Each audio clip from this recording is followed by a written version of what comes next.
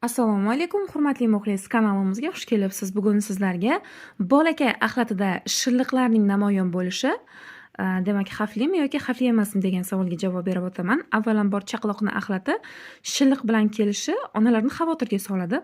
Uni ustiga davo qilinishiga qaramasdan ko'p holatda o'tib ketmaydi.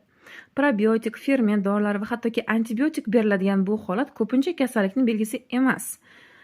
Normada ichaklarimiz himoya sifatida luqma yengilroq yurishi uchun va boshqa maqsadlarda shilliq ishlab chiqaradi. Emadigan chaqaloqlarning luqmasi nisbatan tezroq harakatlangani sababli axlatida biroz shilliq ko'rinish beradi. Demak, ushbu holatda siz xavotir olmasangiz ham bo'ladi. Ammo bola ovoti bo'lmas darajada injiq bo'lsa, axlatida qon va bundan tashqari isitma yoki boshqa xavotirli belgilar bo'lsa, bu infeksiyani yoki boshqa jiddiy muammoni bildirishi mumkin.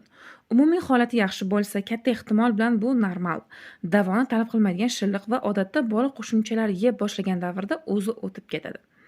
O'ylaymanki, o'sha ma'lumotlarim sizlarga manzur bo'ldi. Agar videomiz yoqqan bo'lsa, kanalimizga obuna bo'lishni hamda layk bosishni unutmang. E'tiboringiz uchun rahmat.